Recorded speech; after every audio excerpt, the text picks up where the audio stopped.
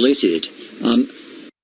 I believe that the future is very good in the long term. What difficulty we are seeing at the moment is short term.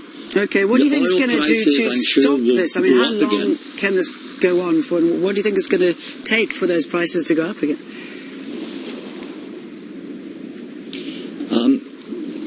It depends on what is really driving the prices, whether it's geopolitical circumstances or whether it's simply an oversupply of oil or a lack of economic demand for oil across Europe and across China. Everyone agrees that in the long term, oil prices will go higher than they were before. That's because the world population keeps increasing, and therefore there will be a demand for energy, a demand for oil. So in the long term, the prospects are good.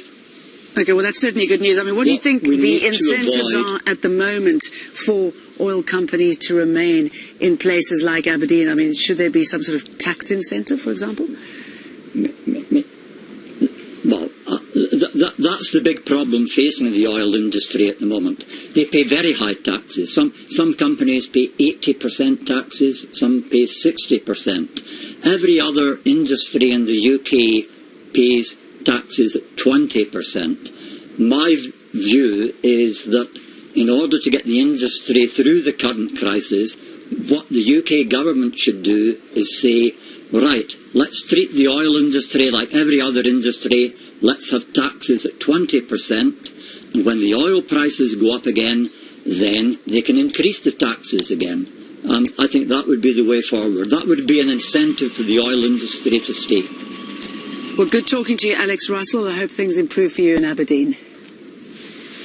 To China now, where state media say up to 100,000 dairy farmers are leaving the industry every year. The exodus has been blamed on the global slump in dairy prices. Prices began to fall after a big rise in milk production in Australia and the United States last year. Adrian Brown visited Shandong province, one of the hardest hit areas. Jo Gui-chong is a farmer with a lot on her mind. A year ago, encouraged by China's growing thirst for milk, she decided to expand her dairy farm and borrowed more than $300,000. But just 12 months on, there's been a dramatic turnaround in her fortunes, caused by the deepening slump in dairy prices. Now I feel no one drinks milk anymore. We can't sell it at all because the dairy farms have stopped buying. For Jo, the priority now is reducing her costs, like the high-quality feed she imports from Australia.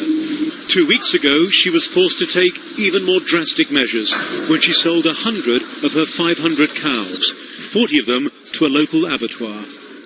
Each cow is like a child to me. Every time one is sent to the slaughterhouse, my heart is broken. I don't want to talk about it, Chule. I'm so sad.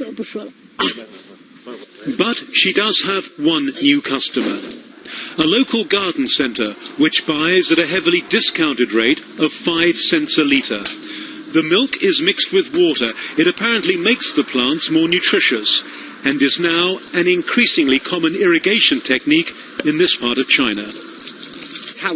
Now the price of milk is almost the same as water. It's just so cheap. The falling price is also blamed on a number of other factors, including overproduction by inexperienced farmers, rushing into one of the world's fastest-growing dairy markets.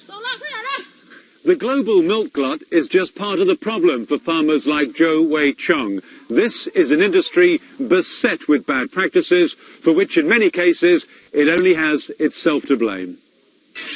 7 years ago, 6 infants died and 30,000 others